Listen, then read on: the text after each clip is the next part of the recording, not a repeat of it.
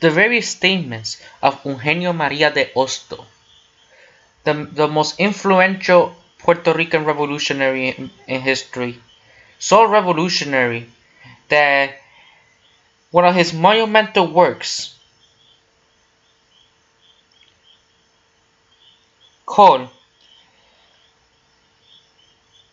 as the great citizen of the Americas, is being remembered for his excellent series called La Peregrinación de Payoan. This book influenced the first Cuban War for independence and was a revolutionary figure in Puerto Rico and Cuba. An important figure for Puerto Rican independence who passed away in Dominican Republic, and his final wish is he wants his body to be returned to his motherland, but only when Puerto Rico achieves its independence.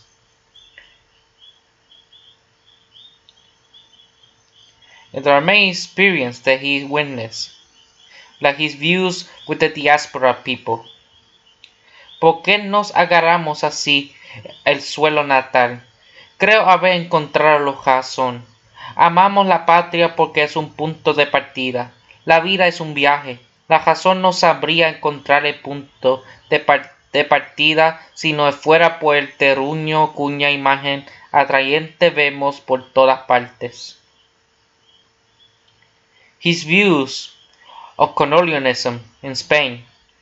No es patria el lugar en que nacemos, sino quita el derecho de servirla sin entregar su facilidad a lo que desempeña ni nos niega poesía de lo que es nuestro.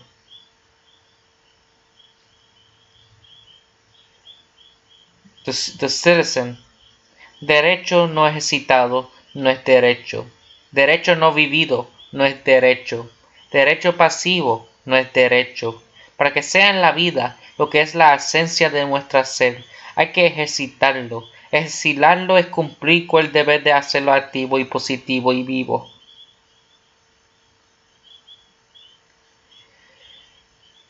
The education. He normalized the education of women, where he said, no considera el matrimonio como la única carrera de la mujer, y no considera el hogar como centro de tiranía impuesta o de tiranía sufrida.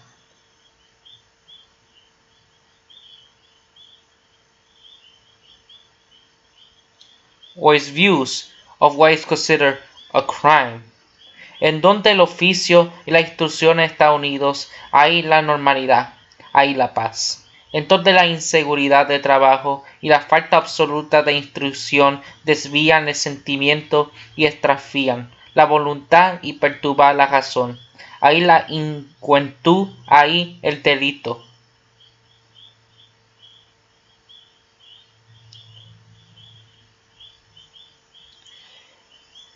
And what his views of the political class. Qué mala hora tuvieron las chupas erarios y las pizzas pueblos, si en una sola hora de conciencia veía desfilas los dolores que han causado.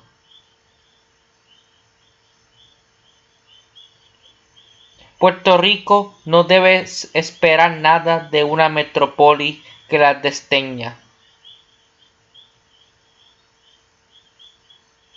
El ciudadano más educado para la vida social es que puede servir mejor a sus semejantes. His Commemoration of the Americas. El patriotismo no es solamente es virtud heroica que las angustias de un pueblo brota inesperadamente está bien, esa cólera que se siente cuando se ve el mal general, ese trabajo interior que hace en nosotros el afectar nacional y que llevándolos a las deseo, despiertas y dormidos no hacer soñar constantemente en el bienestar encarnado en nosotros del sueño en que nacimos. Sin educación del pueblo no habrá jamás verdadero pueblo, y que sin pueblo verdadero la democracia es una palabra retumbante, un sistema, no es un sistema de gobierno. One of his pertinent essays and writings and poems, like The Cholo. New world is the furnace whoever to merge all races where they are melting. The play is long, the media slow, but the end will be certain. To merge races is to merge souls, characters, vocations, skills, therefore it is complete. To complete is to improve. The science that deals with races, ethnology, is divided into two camps, that of the pessimists and that of the optimists. As usual, the pessimists are the traditionalists, authoritarians, Protestants of progress, and the optimists are the rationalists, the liberals, and the believers in progress. Pessimists and ontologists argue that to fuse is to pervert, fusion of races, perversion of races. Bad elements melt, they say. The optimists and ontologists claim that the fusion is progression. Good elements melt, they assure. The effect produced was of lively interest. There was no doubt that this man was a type of a cross, the specimen of a mixture, of the product of two races. What were the races that produced him? I noticed that the soul of the face, I noticed the eyes, the complete perplexity. The black eye is common to Indians and whites, but the eyes are the soul of the face and the soul is the expression of the individual. In those eyes, black like in the Iberian ones, I told myself, if there must be some distinctive, I have to look melancholy, like the dreamy life of primitive people, like the ideas of conquered people, like the feelings of nations that mourn greatness. Past was a living symbol of the indigenous race. The look told without knowing it, and the desperate story of the Indians, the Indian race predominating in the eyes. The former argue on the arbitrary facts. They abstract from social and political circumstances, isolate man from the physical, moral, and intellectual influence and the weight upon him, and triumph over the truthfulness, shouting, Mestizos are weak in body and soul wherever there are mestizos. A rationalistic and ontologist argue with reason. It dispenses with the fact of the moment attributed to the circumstances that determines it, link it to its influence, social, political, economic, moral, that created and triumphs from a reflection saying the mestizos will be, although today they are not, the set of physical and moral force of the mother race. America will own its future to the fusion of races. Civilization will own its future advancements of interbreeding. The mestizo is the hope of progress. As the first one that I saw, on contemplating him with the affectionate reverence that my soul has for all that can be good. The first one I saw was the Cholo, recently exported from the mountains. He was a man like the thousands that are seen in the valleys, regular stature, energetic musculature, developed skull, white forehead, intensely black eyes, prominent cheekbones, aquiline nose, large mouth, abundant hair, rare beard, tan color, intensive attitude between humble and arrogance, nice appearance. It was not beautiful, but it was healthy. Which of the two predominant of the whole forehead? The European race. The facial angle of the Indian is sharper, the breast is the forehead less coarse, the depression of his temple is greater. The Indian will reappear on the cheekbones of the nose. The European color denounced the American race, the outline of the skull of the Caucasian. I was relentless. In every social problem I seek the triumph of justice. I do not concede the triumph of justice in the new continent except through the rehabilitation of the race overwhelmed by conquest, devastated by colonialism, abandoned by independence, and that rehabilitation seemed to me impossible as long as the fusion does not result in a race that possessing the intellect of the conquerors also has the sensitivity of the conquered, and that intermediate will energetic for good, passive for evil. The product of great intelligence and the great sensitivity that can be given to the fusion of the definitive characteristic of the European and American races. For me, the Cholo is not a man. He is not a type. He is not the example of the race. It is all that, plus a social question of the future. Sí, el Cholo, el cual predomina las cualidades orgánicas de la raza india, la gran cualidad moral de esa noble raza, abatida pero no vencida por las conquistadoras, apuntada pero no sometida por el coloniaje, desenvuelve la fuerza intelectual que ha recibido de la raza europea. El cholo será un miembro útil, activo, inteligente de la sociedad peruana, mediador natural entre los elementos de las dos razas que representa. La atratea promoverán aún más activamente su fusión y la raza intermedia que la anuncia eóricamente pasiva con la india, activamente intelectual con la blanca, alternativamente melancólica y frijola como una y otra, artística por el predominio de sentimientos de la fantasía y en ambas razas. Batalladora como los dos, como lo independiente en su carácter, formara en las filas del progreso humano, y había reparado providencia en las iniquidades cometidas con una de sus razas madres. Then the cholos, without ceasing to be suitable for just war, will cease to be an instrument of war. Without ceasing to be a simple, they will cease to be slaves of their inorganic and candor. Then cholos will not be given as gifts are given, as the son of a man will be more respected than that of a bull. For that what should be done, what always follow nature. She has mixed the organic, moral, and mental quality in such a way and in such a proportion that the product of the cross-face of all the good elements of both, but the interior character, the exterior aspects of the race that suffered the most. Educating, developing these qualities through education, supporting the efforts of nature, preparing for the next destiny to the people of the society, that is the duty. Today is not fulfilled. December 24, 1870. Written, La Sociedad. Achachucho. Chant the times has passed upon the legend, and destruirla when the thoughtless living of society that are formed, and thoughtful living are already formed in society has happened.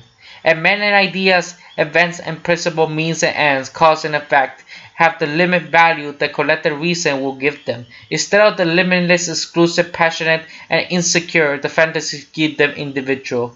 When the complete system began from Colombia, America, a total development of its physical, moral, and mental forces, a harmonious consideration of its past, its present, and its future. In short, when there can be a history of America, Ayacucho will be more than a glory, it will be a service. It will stop being a glory for those people to be a service of humanity. It will cease to be a factor to be right. It will stop being a promise to be a commitment.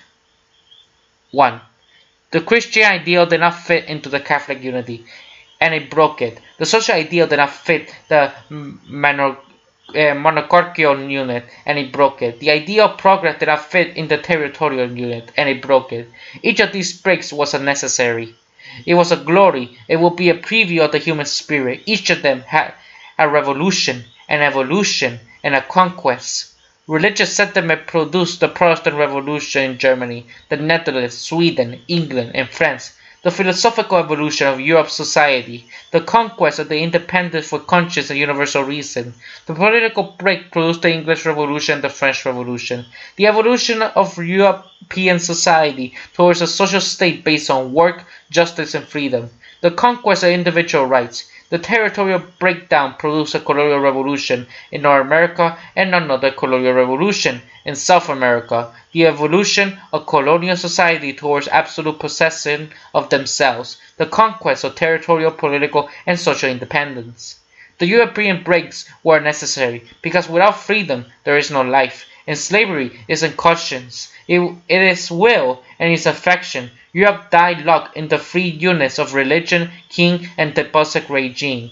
They are a glory because all of them have exercised the most active faculties, the most generous feelings, the healthiest will of the people.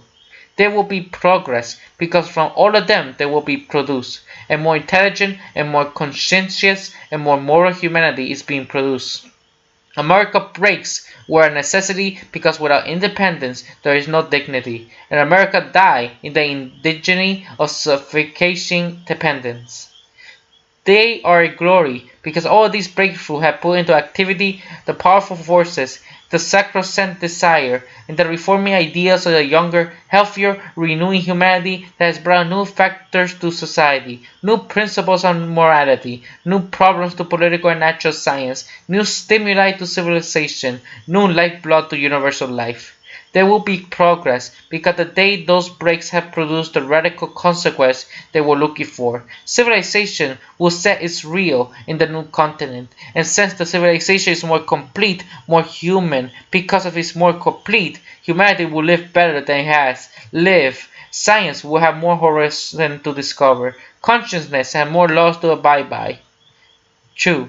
To break the chain that link in a nascent society to another dying society, to make Colombia's owners of Colombia, arbitrators of its destiny to the Colombian continent, possession of industry and free labor to enslaved land, court of your fate to the individual conscious, judge of everything man without God, nature and society to human reason, organisms of the right to individual liberty organisms of liberties to social and national law, scientific system to political administration and economic institution, philosophical system to social and moral institutions, to unite all races in work, in freedom, in equality, and in justice, to link all the peoples of race, language, tradition, a few customs. That's what Ayacucho was for. Free. Ayacucho is not the effort of a single town. It is the effort of the sundered people of the continent. It is not the result of partial struggle. It is the result of a general struggle. It is not the victory of a single army. It is a victory of the South American armies. It is not the military triumph of a single captain. It is the intellectual triumph of all the great captains, from the fascinating fantasy that was called Bolivia to the impassive conscience that was called San Martin. It is not the battlefield of Peruvians and Spaniards. It is the battlefield of America and Spain. It is not collision of two opposites. It is the last collision of a future against another future. It is not the battle of a war. It is the decisive battle of a secular struggle. In the eyes of the philosophical history, Ayacucho began in 1533. In the eyes of criticism, Ayacucho began in 1810, only to be open-minded of the narrative that it began and ended in December 9, 1824. Between 1533, 1810, 1824, three figures is summarized to colonial history of South America in arithmetic proportion that synthesize the social, political, moral, intellectual proportions.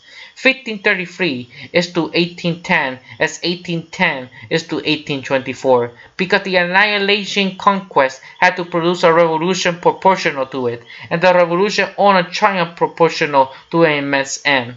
Civilization would need more space, discover a new world.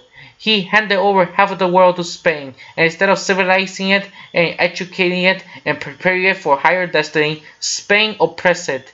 This is the story from 1533 to 1810.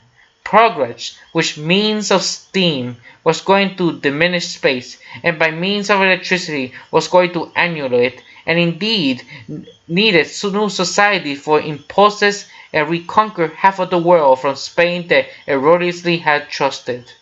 The story that began with the adventures of Ojeda, Pinos Juan de la Cosa, and Ponce de Leon, and the epic discovery of the Pacific, in the heroic burning of the ships and the dramatic conning of the Tlaxcala, in the ridiculous supply pack of Pizarro, Almagro, and Luque, true soldiers in frail and no man, in the grandiose scene of the island of the Gallo, in the bloody treasure of Cajamarca, and the monumental exploration of Gonzalo Pizarro, in the changed discovery of Valdivia, in the universal slaughter of the Indians, in the fierce imposition of a belief, in the voracious greed for silver and gold, in the fifty real, in the tithes, in the capitation, in the mitad, in the encomiendas, in the boundaries, in the missions, in the substitution of the Indian slave with the African slave,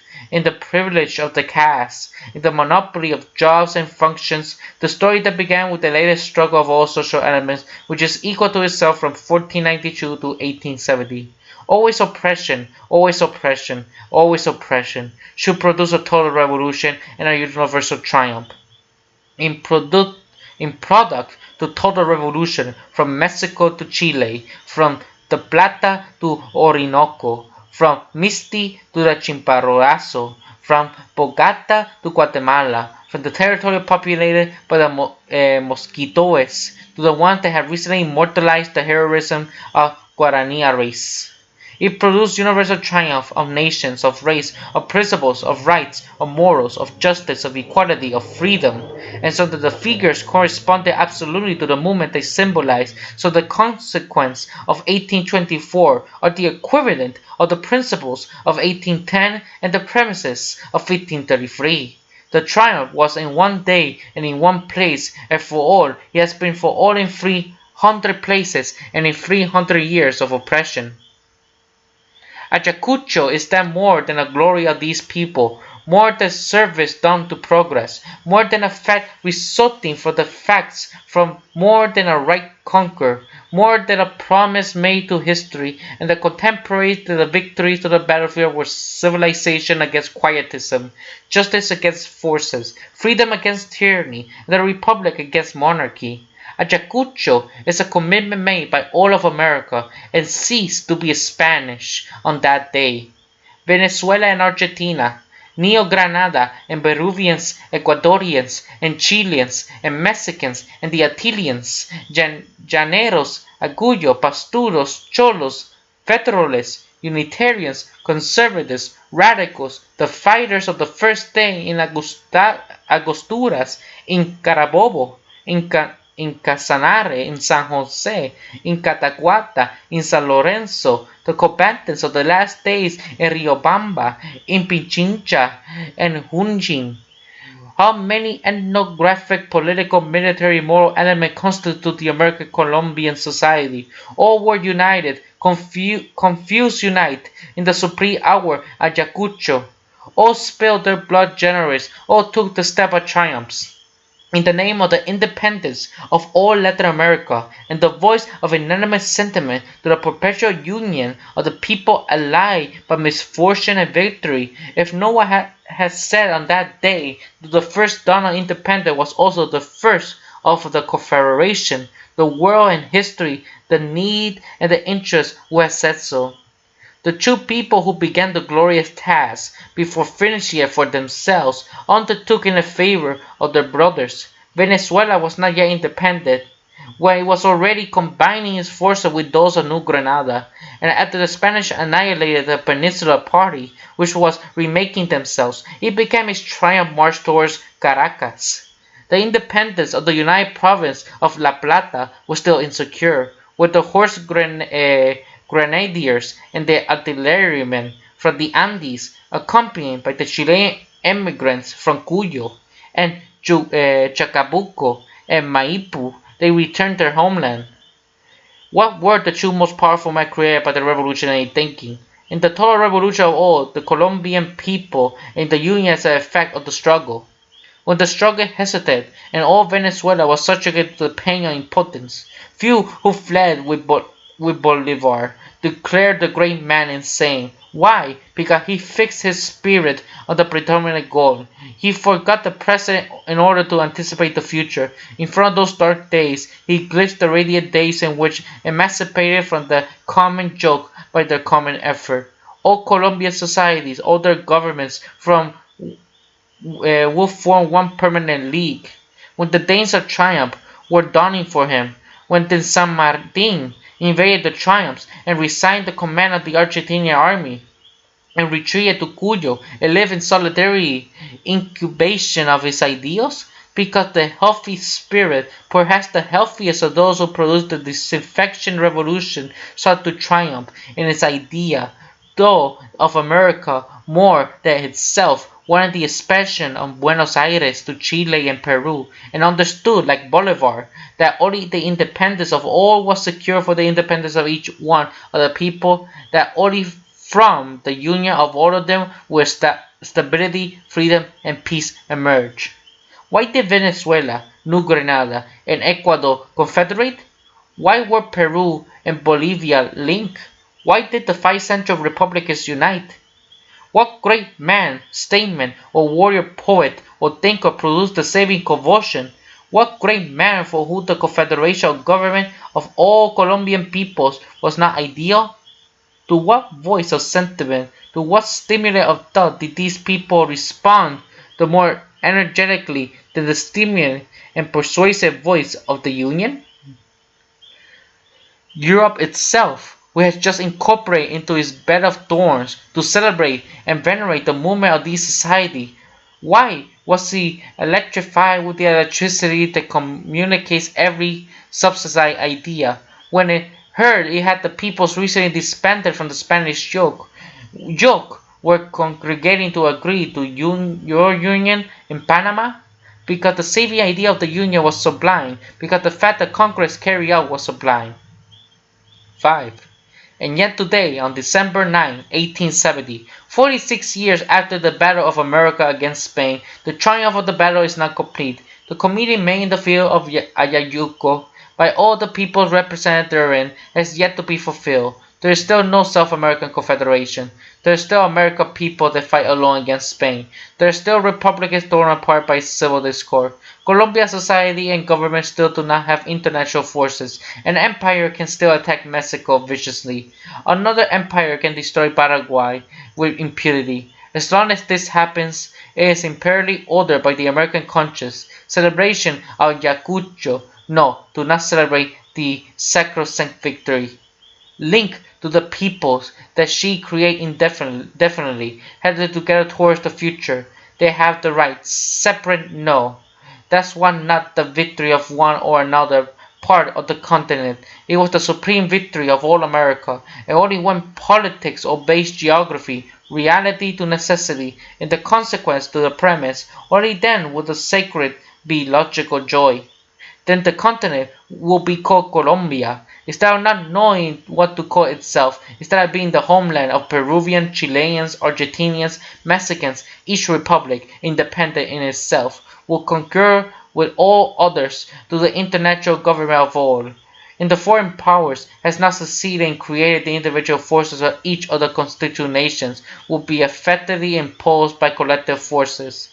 Then once the committee is fulfilled, the anniversary of Ayacucho will be alright, then village in history, contemplating the permanent confederation of peace, the result of momentary confederation of war.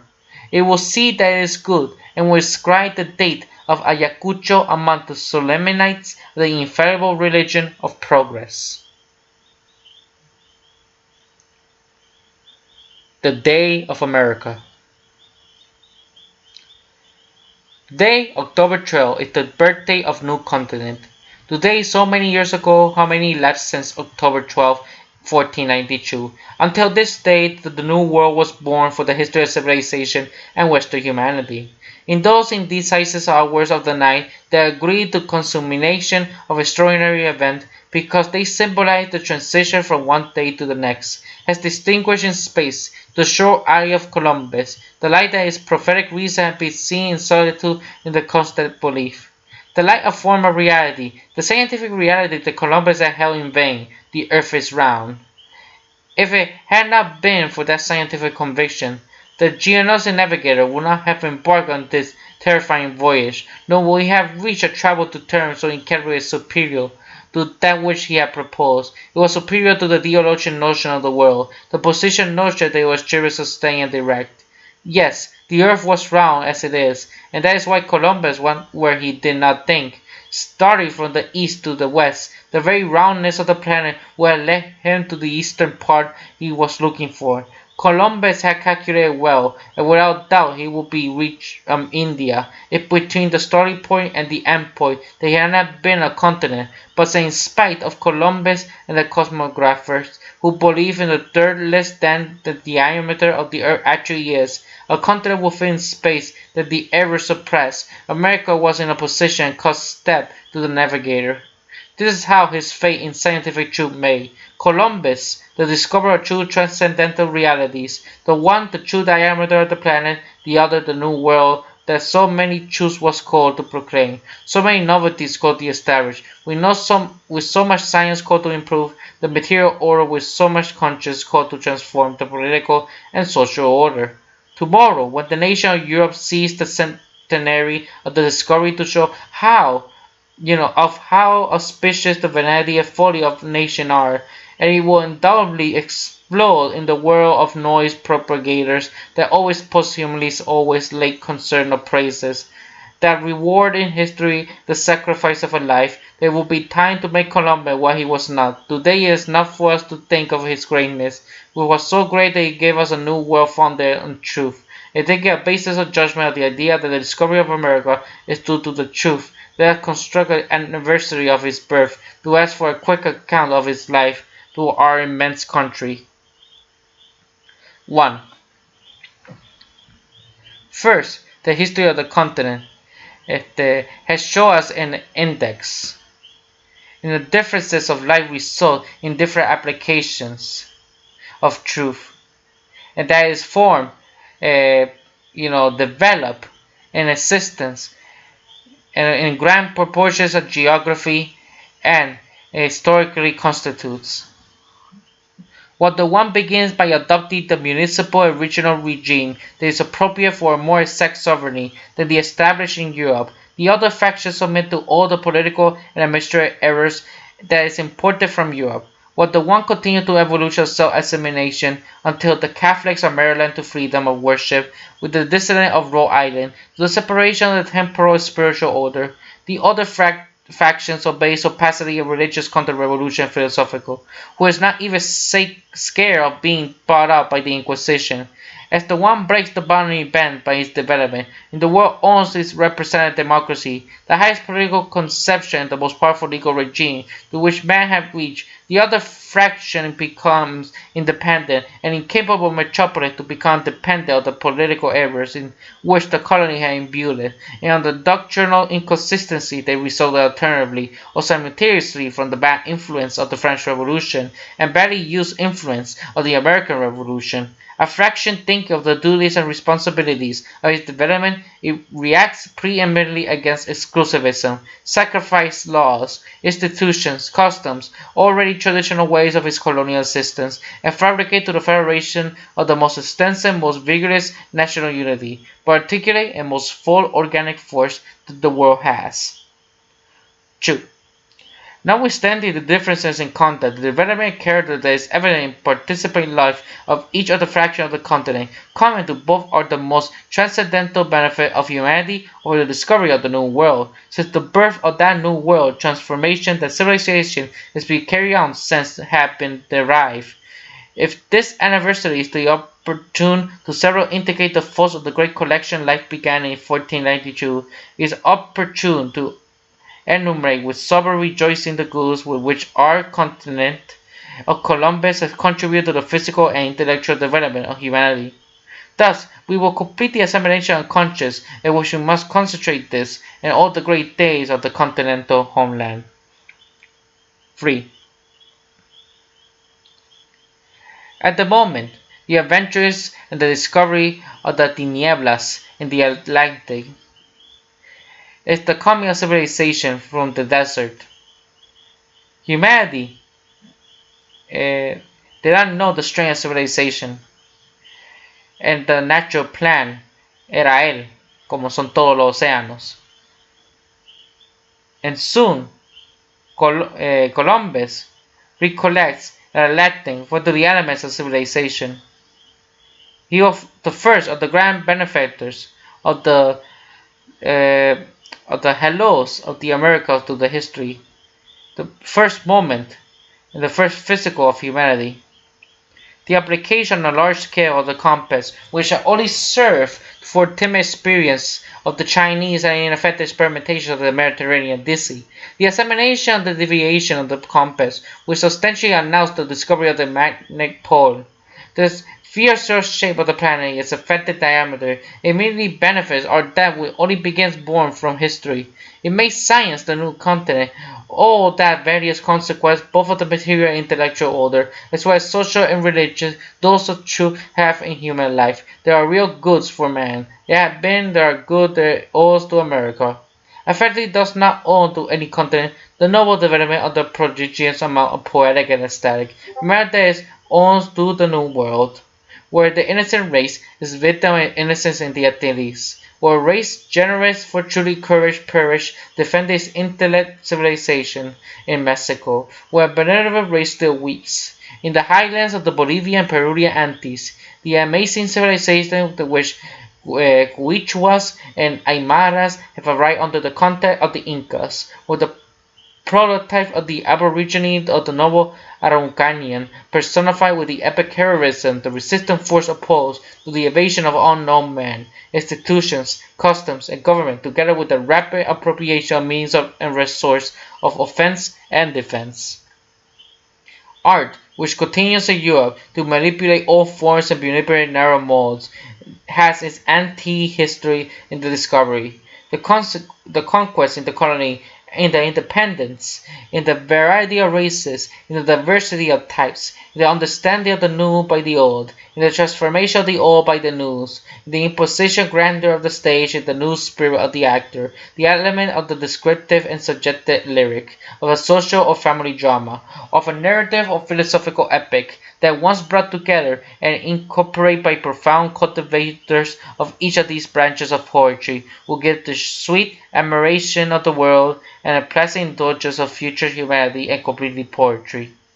Free mother races, the Autochthons, the concrete of the Africans, have watered by the continent with their blood, and have fought and are fighting in the very hard struggle of life, and the other two branches of human species, the first had not taken part of the uphills of our life, come presented by the outcasts of India, the coolie, and four, the disadherent of China, to postulate our atmosphere with the lemnis. The pains of the aboriginal races exterminated in the Antilles, worse than the exterminated the base and obscure of the continent, from the ice of Canada and the prairies of the far west to the solitude of the Amazon and the pampas of Patagonia, and the concerns of the civilized races responsible for a new civilization in the north, sick for the past in the center and south, and inkward of the Ethiopian race, both were engrossed under the whip and slave's chain, and was made solitary with a civilization it does not understand. The agonies of the outcast undone of the Chinese condemned to increased work, like to ant, and viciously persecuted because they would develop in their cheap work in virtues of the ant. They do not ask for anything other than the true soul of a poet, who condenses in his sub the various lament in the adopted humanity by America, to produce the most beautiful, deepest, and most rational and most human lyric. The dramatic Miseranda, the European playwright, are reducing to a ragged criticism of European bad customs or diversified comments on artificial articles of penal code, will be born more persuasive, more convincing, more exemplary than it was in the mouths of the great comic poets of China, Greece, Rome, Spain, France, England, and Denmark, more gloomy and pathetic than the Aeschylus or Shakespeare made it, and that there is on the continent a poet so deeply objective that he reproduces exactly the complete social reality of the continent, and so nobly subjective that when the character appears on the scene, you see that they leave their conscience. Undoubtedly, the evolution of the Hellenic race that Homer or the Homerians sang were great epic motifs. Without doubt, the natural prototype, the saint of the Epic of Rome, was great. Undoubtedly, Alligator, by recording of his Divine Comedy, the sad evolution of the Middle Ages in Italy, consecrated the epic thought of an entire age. No doubt that the struggle of the true sovereign personification of evil and good were in epic conception as sublime as the sublime, blind the shape of the in the Paradise Lost. Klopstock undoubtedly succeeded, and one of the most epic transformations in Western society when he could see the complete cristalados. No doubt the true dramatic poets of Corter and the most beautiful of Brighton, the most epic corresponded to the same epic anguish, the individual spirit of all times. Undoubtedly above all those poets, the pyramidal Cheops rises as the burning solitude in the Libyan desert, and the monumental construction of the Ramayana or the colossal epics, or conglomeration of the Mahabharata. One day it will be true in the history of universal literature that discovery, independence, and the summarized life of all humanity in America and the American ideal of a universal civilization are epic elements so superior to all those used by poets epics of Europe and Asia as the life of new continent is more humane, more extensive, and more complete. Already, without reaching full development, the poetic embryo of America, Heredia, Bello, and Mata, had understood the descriptive lyric, like no contemporary European. Longfellow, Guido Spano, J. Perez have threw themselves into the true source of lyrical inspiration, the mount the pains of the human family living in the America or born in it. Olmedo found in an epic personification of America in Ercilla, and the good Ercilla is the best personification of the virtue of the Iberian character, began to carry out in La Abacao, the most righteous of all epic conceptions. One of the ends the poem will achieve, not the deification of human family, but the enthronement of justice. 4.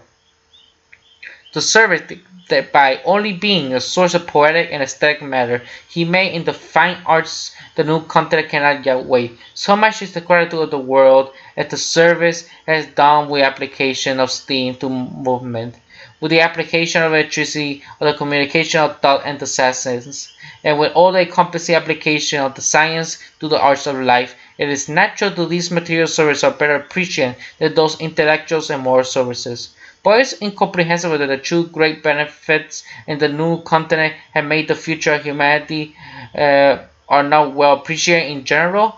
These true benefits complement each other, coincide exactly with the probably destiny of man and the planet with the secular tendency of its nature, that they will make America the center of gravity of the world, the foundation of all civilization, the common bosom of the humanity of the future. Those true benefits are the discovery of the Pacific Ocean and the discovery of the Federation. The discovery of the Pacific was like the symbol of life. The Federation was like an organic expression of the symbol. The path of the Pacific was the path of the American ideal. The future of the race is the same civilization. The Federation was goal for the New World ideal, the union of all nations. May the 12th of October be the day of the commemoration of that ideal. The Cradle of America,